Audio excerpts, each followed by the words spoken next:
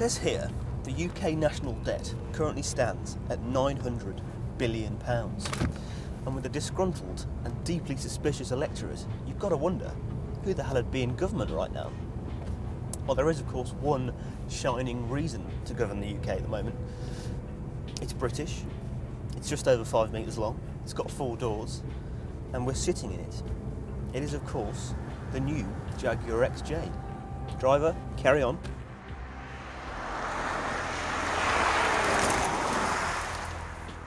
Although the new XJ follows the more modern looking XK and XF to market, this is Jaguar's most daring design yet. Its coupe silhouette, feline stance and deeply contoured panels bring avant-garde design to a large executive saloon segment that traditionally airs on the conservative side. And while this car looks like it takes no prisoners, its vital statistics are equally impressive. It's got a range of 6 and 8 cylinder engines offering between 272 and 503 horsepower, air suspension and lightweight aluminium construction too. Right, the driving seat of the new big Jag. 3 questions to answer. Is it big enough? Is it good enough quality? And does it feel special? Does it feel like a big expensive saloon should? Now I've just been sitting in the back and the answer to question 1 is absolutely. I'm 6'4" tall, I can sit back there, my head's clear of the roof lining, I've got loads of legroom. Admittedly this is a long wheelbase version of the car, but you have to say, it's definitely big enough. Question 2, how's the quality? Again, not always a strong suit for Jaguar XJs historically, but in this one, very good.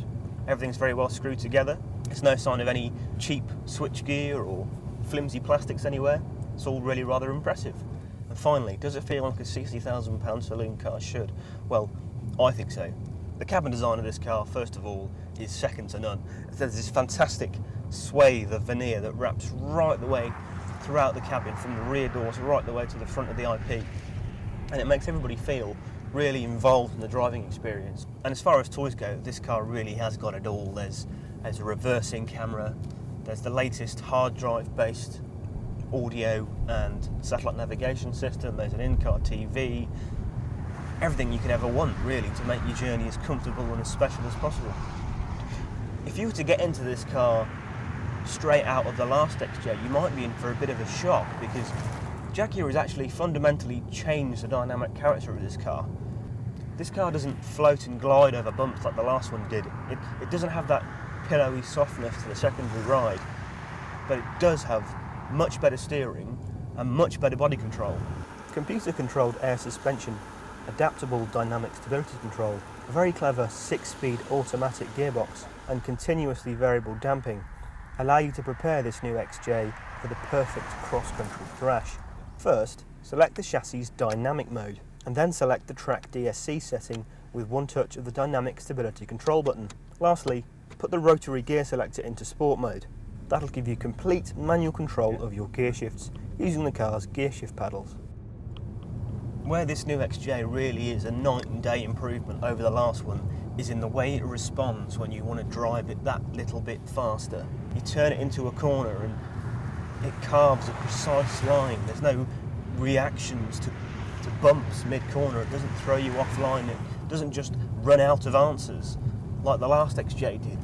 Really, this car feels like a much smaller saloon car because of that. It feels light and agile and interesting to drive. Right, so we're beginning to understand just how good this new Jaguar really is, but in order to be sure how good it is, we thought we'd bring along a competitor in the shape of an £80,000 Mercedes S350 CDI long wheelbase.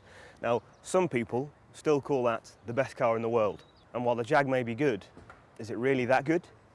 So while the Mercedes S-Class certainly is more spacious in the back of the cabin than the new Jaguar XJ, and it's slightly more comfortable over certain sorts of roads, you have to say the Jaguar is actually a much stronger car all round. It's the better performer, it's the better handling car, it steers better, it's more refined, and it's better value for money. And when it comes down to it, you know, it's just the nicer car to spend time in, and that really matters at this end of the market.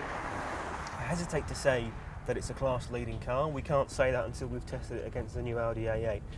But it's certainly got the makings of a class-leading car. Jaguar's really raised its game, and not only its game, but the whole class standard with the new XJ. It's a real achievement and a real fantastic car, and We thought the XF was good.